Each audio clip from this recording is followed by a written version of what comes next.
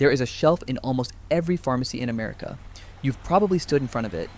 Rows of bottles, fish oil, turmeric capsules, immune support complexes, anti-inflammatory blends with names you can barely pronounce, prices that make you pause, claims that sound almost too good to believe, and somewhere in that aisle, most people are doing the same thing, trying to fix something their body has been quietly asking for a long time. Here's what nobody mentions. The civilizations that built the pyramids, wrote the Psalms, and sustained populations of millions without a single pharmacy weren't running on deficiency. They had a food system that addressed inflammation, heart function, blood sugar regulation, and immune resilience, not as separate medical problems, but as natural outcomes of eating well. And almost everything they relied on is still available today.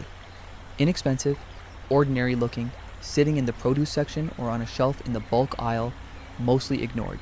That is the invisible problem, not a lack of options, not a lack of science.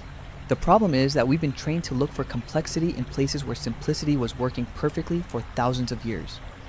This video is about 10 foods mentioned in the Bible, not as a religious exercise and not as a claim that ancient people had all the answers, but because the overlap between what those texts described as nourishing and what modern research has confirmed as beneficial is striking enough to take seriously. These are foods that fed kings and prophets and ordinary families, foods traded across continents, stored for desert journeys, pressed into oils that lit temples and anointed the sick, and foods that nutritional science keeps returning to, not because they are exotic, but because they work. If you're the kind of person who finds it genuinely interesting when ancient wisdom and modern science point at the same thing, subscribe right now. That's exactly what this channel is built on, every single week. Now, before we start the count, there's something worth understanding about how these foods were used because it changes the way you think about all of them. The cultures of the ancient Near East didn't separate nourishment from medicine or daily eating from long-term health. Food was preventative by default. The goal was never to fix a problem after it appeared. The goal was to eat in a way that made the problem less likely to appear at all. That is a completely different operating principle from the one most people are using today. When you look at the specific foods that appear repeatedly across biblical texts, not mentioned once, but woven into daily life, ritual, trade, and survival, you start to notice a pattern. These weren't accidents of geography. They were, in many cases, the most nutritionally dense options available in that part of the world, and the people who relied on them built some of the most enduring civilizations in human history. So the question this video is really asking is a simple one. If these foods were important enough to appear in texts that billions of people still read today, why do they occupy so little space in the average modern diet? And what would actually change if they didn't? That question is going to stay with us through this entire list. And by the time we reach number 1, the answer is going to be clearer than you expect. Let's start the count. Number 10 is garlic. And if that sounds underwhelming, give it a moment. There is a passage in the book of Numbers where the Israelites, wandering through the desert, are remembering Egypt.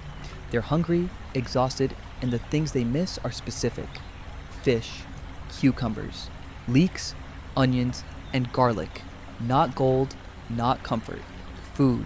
And garlic is on that list. Ancient Egyptians fed garlic to pyramid workers. There are records of labor disruptions, some of the earliest in human history, triggered by interruptions to workers' garlic rations. That's not a small detail.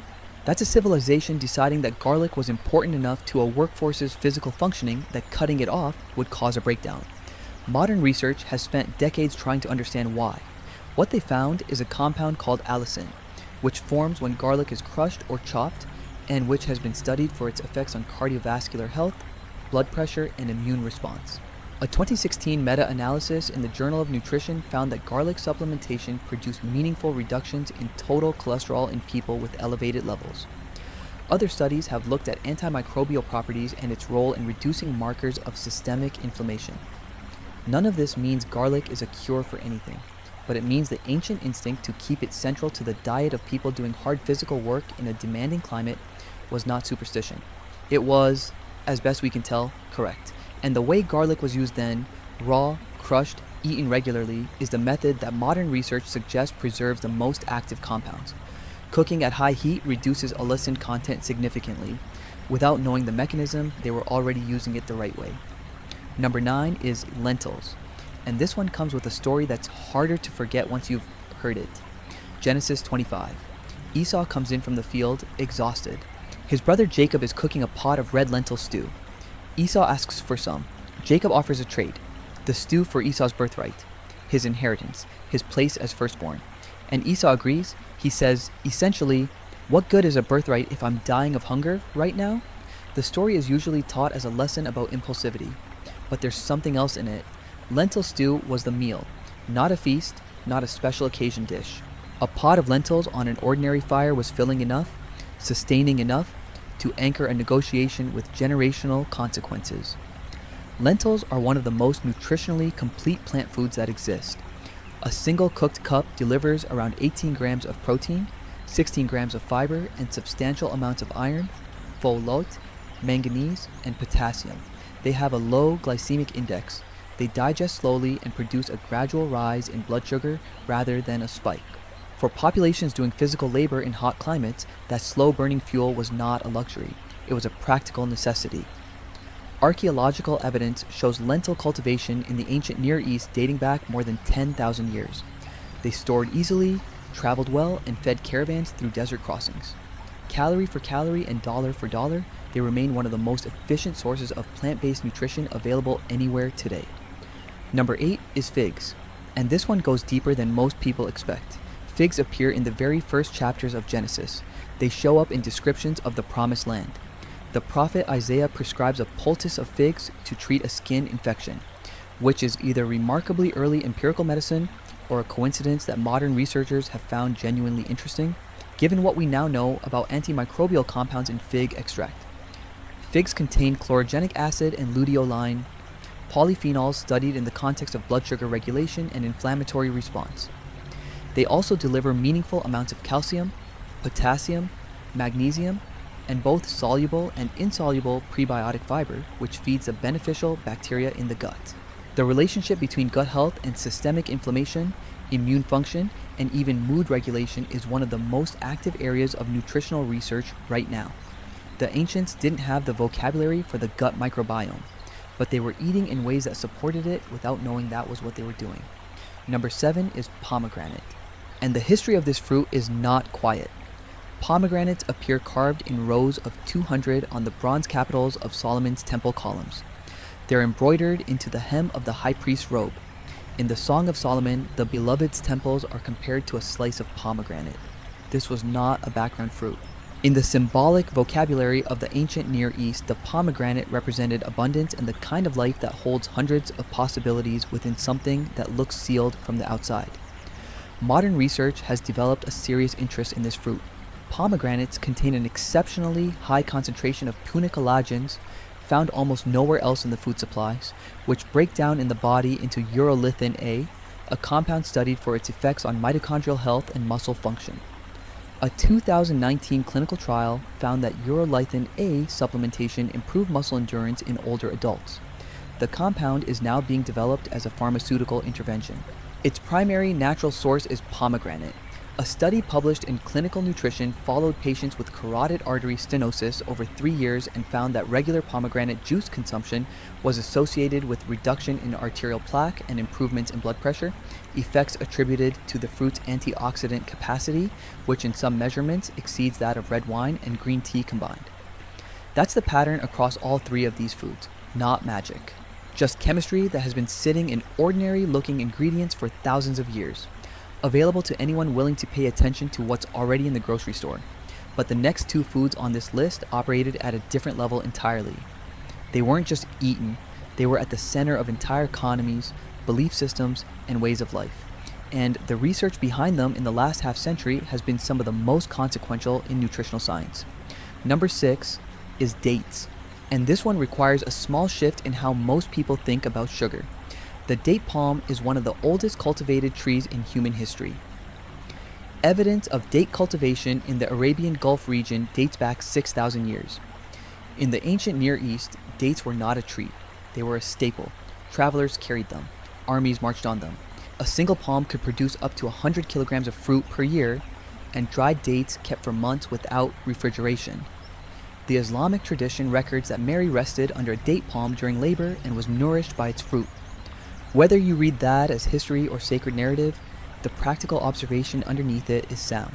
Dates are extraordinarily calorie dense, rich in natural sugars for immediate energy, and contain potassium, magnesium, copper, and B vitamins that support sustained physical effort. Their fiber content slows digestion enough that the blood sugar response is far more gradual than their sweetness suggests. A 2011 study in Nutrition Journal tested 5 date varieties in healthy subjects and found that despite high sugar content, all 5 produce low to medium glycemic responses. Ancient survival food with a nutritional profile sophisticated enough to keep surprising researchers. Number 5 is grapes. The whole fruit, not wine, not extract, but the grape as eaten for most of human history.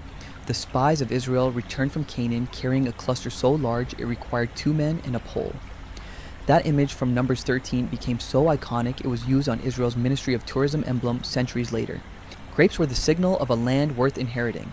Darker grape varieties contain anthocyanins, quercetin, resveratrol, and catechins, compounds that appear repeatedly in research on oxidative stress and vascular health.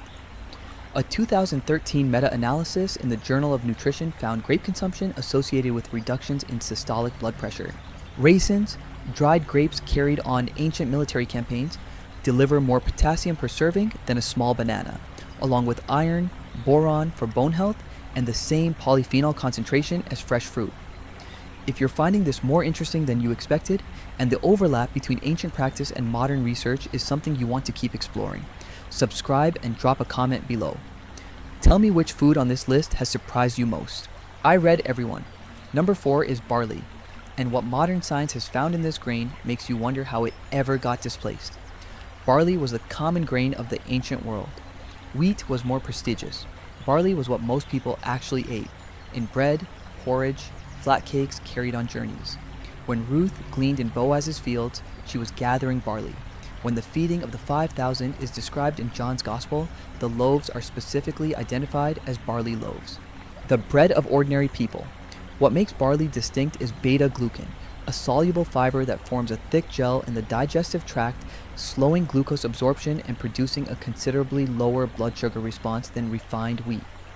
It also binds to bile acids in the gut, forcing the liver to pull cholesterol from the bloodstream to make new bile, effectively lowering LDL as a side effect of normal digestion. The FDA approved a health claim for beta-glucan and heart disease risk reduction in 1997. A 2016 meta-analysis reviewing 17 randomized controlled trials confirmed statistically significant reductions in both total and LDL cholesterol. Barley also contains lignans, selenium, and high concentrations of resistant starch that feeds beneficial gut bacteria and supports immune regulation. It was pushed out of modern diets not because something better came along, but because its tough outer hull resists the milling process that food manufacturing prefers. The nutrition was removed from the supply chain, not from the grain. The next food on this list operated at a different level from everything else. It anointed kings, lit the lamps of the tabernacle, and became the subject of some of the most consequential nutritional research of the last 50 years. And what scientists found inside it genuinely surprised even them. Number 3 is olive oil, and this one requires its own kind of attention. Olive oil has been pressed in the Mediterranean basin for at least 6,000 years. It lit the lamps of the tabernacle in the wilderness. It was used to anoint the sick, consecrate kings and priests, and prepare the bodies of the dead. The word Messiah, in Hebrew, Mashiach, literally means the anointed one.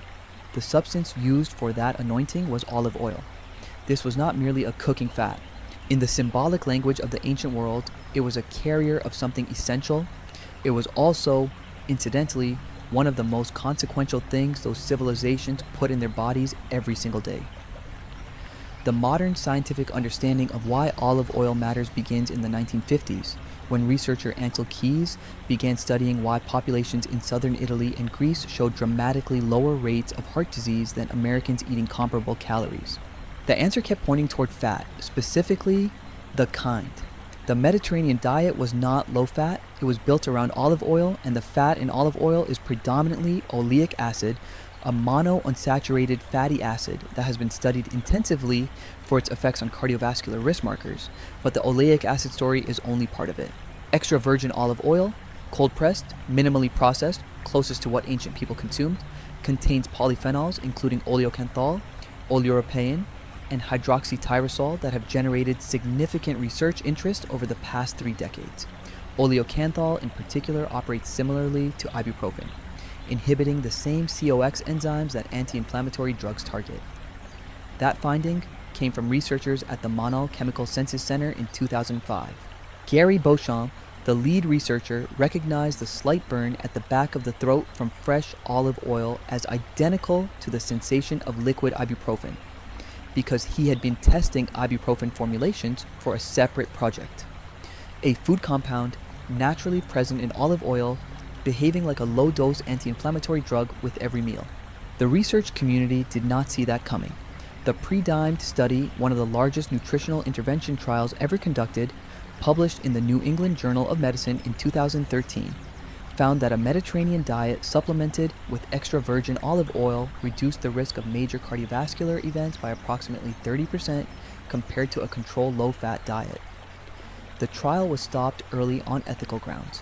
When one group is showing that level of benefit, you don't continue randomizing people to the control condition. A 2022 study from Harvard's T.H. Chan School of Public Health, analyzing data from over 90,000 adults across nearly 3 decades, found that consuming more than half a tablespoon of olive oil per day was associated with a 28% lower risk of dying from neurodegenerative disease, an association that held even after adjusting for overall diet quality. Olive oil was contributing something specific, not just acting as a marker of healthy eating. Number 2 on this list is the combination of olive oil and barley together, the actual daily diet of ordinary people across the ancient Near East for centuries. Flatbread made from barley flour, eaten with olive oil. Simple, repetitive. And when you map those two foods side by side through a nutritional lens, something becomes clear that is difficult to replicate with any modern manufactured product.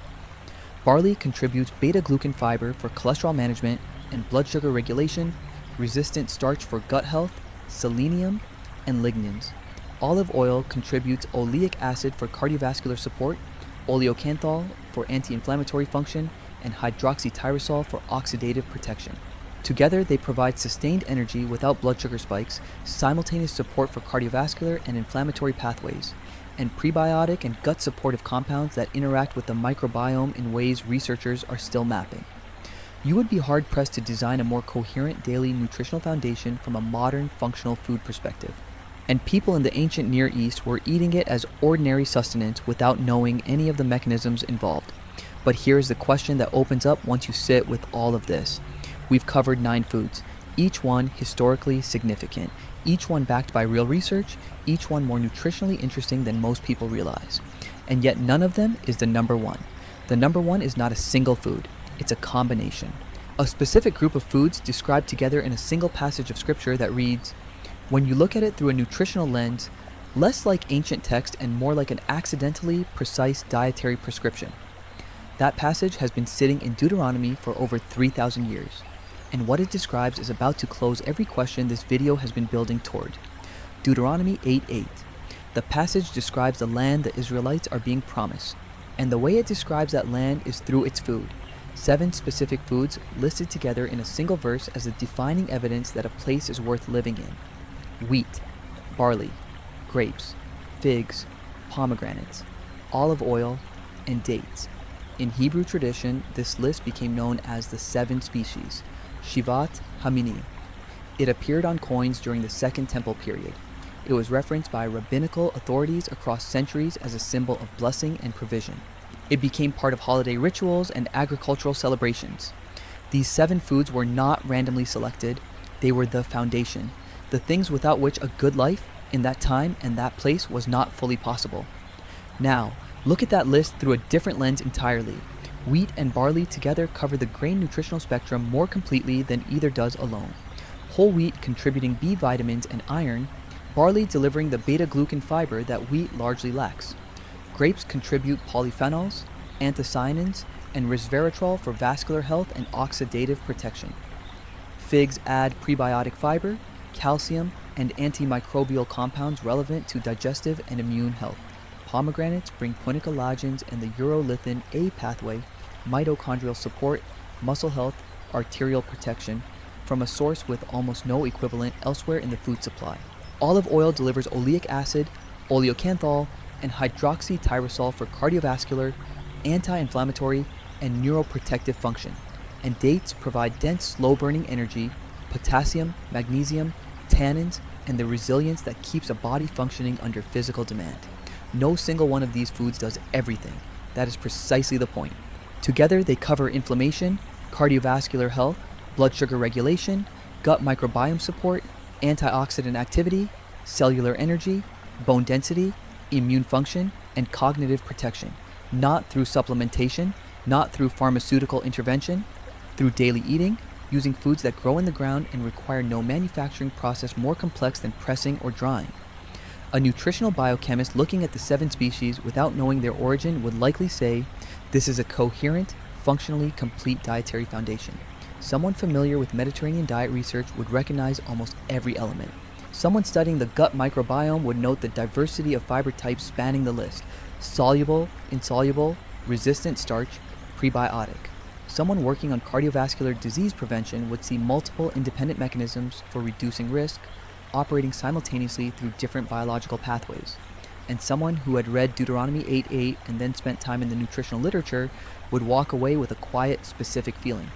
Not mystical, not necessarily theological, just a recognition that something was understood practically, observationally, long before we had the tools to explain why.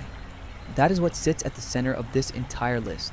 Not that ancient people were smarter than we are, not that the Bible is a nutrition textbook, but that sustained observation across generations of what kept people alive and functional in demanding conditions produced a practical wisdom that we are still, in many cases, catching up to confirm. The modern food environment has not made us healthier in most of the ways that matter most. We live longer in aggregate, largely because of antibiotics and emergency medicine. But rates of chronic inflammation, cardiovascular disease, and metabolic dysfunction have risen consistently as our diets moved away from whole foods and toward processed ones. The 7 species were not consumed as medicine. They were consumed as food. The health outcomes were a consequence of the eating, not the goal of it. That distinction matters, because it suggests that the path back doesn't require a complicated protocol or an expensive supplement stack.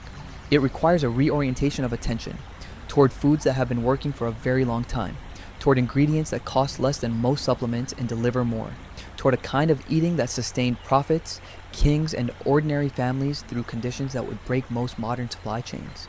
The 7 species were described as the proof that a land was worth inheriting. What we choose to eat is, in some sense, always a statement about what kind of life we believe we're building. And the foods that have mattered most across the longest arc of human history have almost always been simpler than the solutions we keep manufacturing to replace them. If this changed the way you think about what's already in your kitchen, subscribe and hit the like button. It helps more people find this content than you might expect. And leave a comment telling me which of these 10 foods you're going to start eating more of. I want to know. I read every single one.